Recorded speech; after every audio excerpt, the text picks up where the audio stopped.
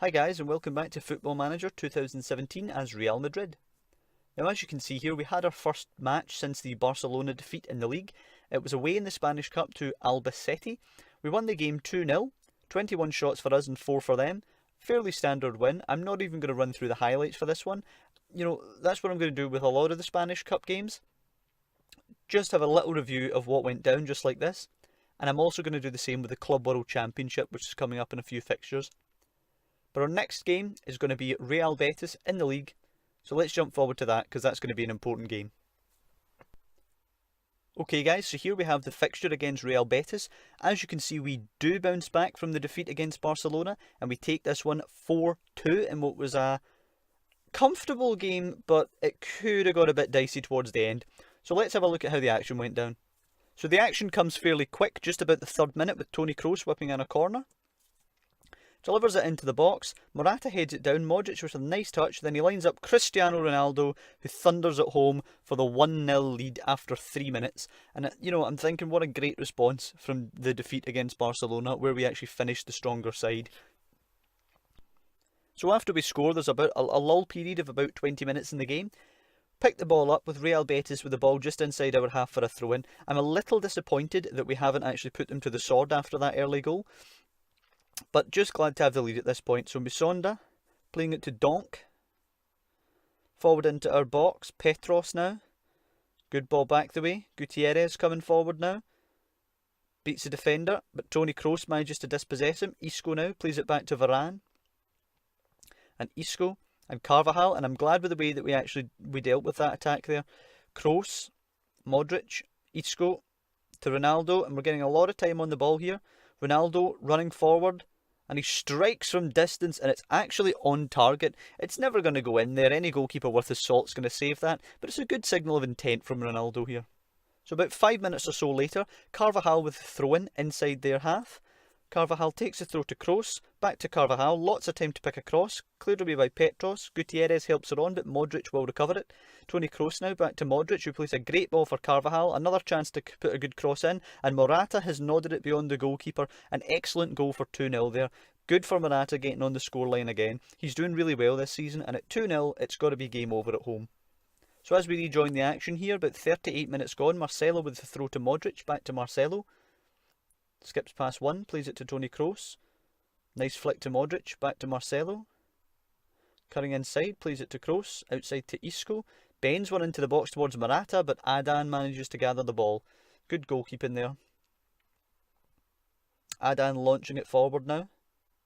But it's easy for Carvajal to flick it to Kroos and Modric. Forward to Carvajal. Carvajal out wide. Into Vasquez. To Isco now. Skips through a couple of them. Carvajal, chance to pick a good cross again towards Morata. Touch, crosses it. And Ronaldo is fouled for the penalty.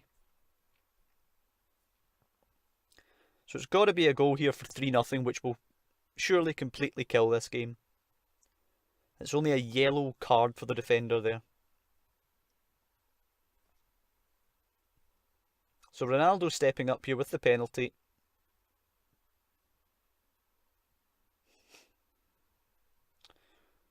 4-3, Ronaldo, and it's a good penalty. Sticks it away well. So now at 3-0, just before half-time, a Real Betis throw deep in our half. I'm really hoping they don't get the one back for 3-1 at half-time, although that would still be a comfortable position. It just gives them a little bit of hope in the game. So the throw into Donk here, plays it to Musonda. Musonda looking for an angle.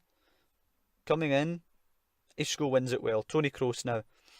And I'm thinking we're not going to concede that goal. But he just humps it forward completely aimlessly. Donk with the ball now. Holds it up, plays it to Musonda. Musonda coming forward too easily. Back to Donk.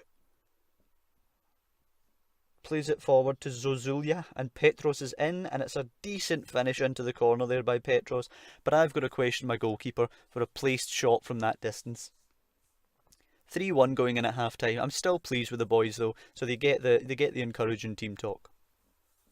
So not long after half time, Isco lining up the free kick on the edge of their box.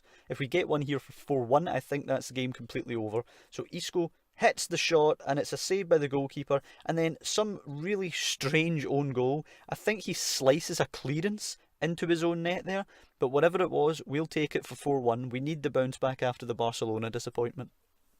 So the second half quietens down for about 20 minutes, and as we rejoin the action, Kovacic has the ball near the edge of their box, and I'm hoping we can press on and get a few more, but Gutierrez does steal it and plays it long. Sergio Ramos then brings down the striker. He's already on a booking, and you've seen this before this season. You can guess what happens. It's a second yellow card and a red card for Ramos, and once again we're down to 10 men. But at 4-1, I still feel that we surely will have enough to see this game out. So after just about 10 minutes with 10 men, not much action going on. I'm fairly comfortable with the way we've closed up shop. They have a free kick just inside our half. Martinez takes it to Mandy. Plays it forward to Joaquin. Good ball to Petros. He goes back to Gutierrez. I'm worried if they get the goal for 4-2 here, there might be a late surge. Joaquin, it's played into the box. Modric clears it away, but it is aimless. And it's back to Martinez now, who plays it to Nahuel, but it's nicked off him by Carvajal. But again, it's aimless. Back to Gutierrez here. And Petros given away to Morata, who plays it out to Vasquez. Sort of getting hopes at this point that we could get forward, but we do have it nicked off as again Petros coming forward now, and this just gives an idea that they're pretty much relentlessly pressing for the goal. Here's Martin coming forward now. He strikes one and it goes beyond the goalkeeper for 4-2, and I'm sorry, but again I have to question the goalkeeper being beaten with a placed shot from that distance. At 4-2, slight concern that there could be a path back into this for them in the last 10 minutes. Well, thankfully the last 10 minutes were uneventful. We managed to shut up shop rather effectively and we run out with a 4-2 victory. If we look at the stats here, 20 shots to 10 and 59% possession. So a good result to bounce back from Barcelona. I would have expected to win this fixture all day long, but there was just a slight concern that the heads might have been down after the Barcelona loss. So the next time we're in action, we are in the Netherlands on Champions League duty. We need a win to stay top of the group. As it stands, we are top of the group.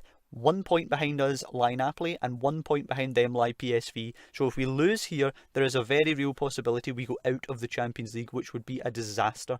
As you can see, we get the 1-1, which does guarantee qualification, and we end up getting a spot of luck as Napoli draw as well, and we do manage to top the group. But it does change and get topsy-turvy through the course of this game, and it was really close to us actually going out at one point. So let's take a look at how this actually unfolded. So much to the disappointment actually of both managers, nothing occurs of note in the first half. We don't come out of the traps determined to make sure we top the group. PSV don't come out fighting for their lives, hoping that they can beat us and get through. Absolutely nothing happens. So the first bit of action we actually see comes in the 63rd minute here with Toni Kroos to whip in the corner, and at this point Napoli are actually drawing their game, and as are we, so we are still top of the group with Napoli a point behind and PSV a point behind them. So Toni Kroos whips in the corner, hoping to take the lead here, but it is claimed by the goalkeeper. And once again, if PSV win this game and Napoli draw their game, we would go out on the head-to-head rule because they beat us by more goals than we beat them. So Varane coming forward with it now, Modric to Kroos, and I really hope we can get the goal, but a rare poor pass by Kroos to Jorrit Hendricks. Now Zinchenko picking the ball up, he goes forward to De Jong. Holds it up, plays a very simple pass to Zinchenko, but he's well marshalled, I feel. He somehow crosses it though. Carvajal's challenge goes right back to Zinchenko, who puts us 1-0 down. And at this point, we do drop to third in the group, which would be an absolute disaster going out of the Champions League. And my job would be on the line, quite frankly. So a couple of minutes after they get the goal, Varane has a free kick inside our half, and I'm hoping for a quick response from us to get back on terms. He scoops it forward to Odegaard, he's bringing it forward now, but he loses it actually to Ramselaar there. Back to Jorrit Hendricks it goes. They're playing it at the back here, Moreno plays it out.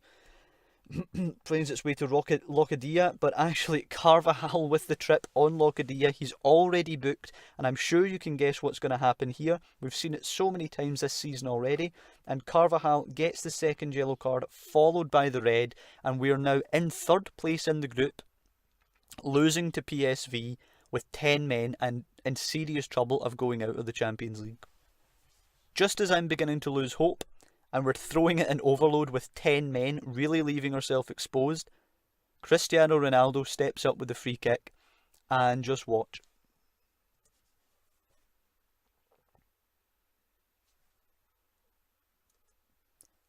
can't really put into words how important that goal is for us. At this point, Napoli are actually winning, so they would still be above us at this point. This only gets us into second place at the moment, but it's actually a late goal from Red Bull Salzburg, and they draw their game 2-2 as well, and we actually go through top of the group somehow, despite a disastrous campaign. The PSV don't manage to come back at us here. We actually do, as much as I'm ashamed to say it, just try and lock up the draw and ensure we go through, whether it be first or second. We do manage to do it well, and PSV don't muster any chances. So let's take a look at the stats in this one. So taking a look at the stats here, Real Madrid 13 shots, PSV 10, 50-50 possession. And I'm really disappointed, to be honest, with our Champions League performances. It was an easy group when it was drawn. We didn't have any really major opponents to take care of. And disappointed with how we've done. But we have topped the group. We've done, I suppose, what was needed. And we do march forward. So we don't have any league action for a while now. We are on Spanish Cup duty and Club World Championship duty. So the first game we play in the Club World Championship, we go into the semi-final stage, being the European champions, and we are up against FC Hiroshima of Japan, and a standard 6-1 victory for us. 3 shots for them, 22 for us. Ronaldo chipping in with the hat-trick, Morata 2 goals, and an own goal by one of their players. Fairly standard here, nothing more to say, and we go into the final. So we play our next game, the Club World Championship final. We are against America from Mexico here, and it is the 3-0 victory for Real Madrid, 2 for Morata and 1 for Rugani, who actually picks up man of the match. Not really much to say about this either. 22 shots, us 7 for them, clearly the dominant side. It's a relatively simple situation to win the Club World Championship when you are the European side. Usually much stronger than all the other teams, but I am happy for Rugani getting man of the match, and I'm happy for Odegaard getting a couple of games. But the Spanish Cup game next will see us obviously back in action in Spain, hopefully a fairly simple game to round out the 2-0 victory we already have from the first leg. So, much as I expected, a standard 4-0 victory to win the tie, 6-0 overall in aggregate, against a much weaker side, so, it was always on the cards. Bale with a goal, Odegaard with a goal, which impressed me, Morata with 2 goals, Rugani playing well again. Again, standard, not much more to say, but there is something interesting to look at that happened in this round of the Cup. So as you can see here, guys, Barcelona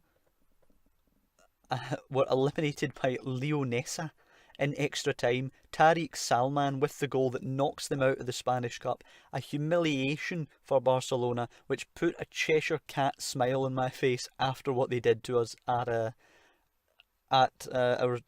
Madrid. And to be honest, looking at the stats here, 19 shots for Barcelona and 9 for the other side, so to be expected, but 38% Barcelona possession, 62% possession for the other side. I have no idea how the games came up with that one, but I am not going to complain about it. Barcelona out of the Cup, and I really fancy our chances to win the tournament now. But that will do it. Considering the last episode we finished off with Barcelona having just claimed victory in Madrid, I think I'm going to leave this episode with Barcelona having just crashed out of the Spanish Cup to some minnows. So I hope you join us for the next edition, and I will see you next time.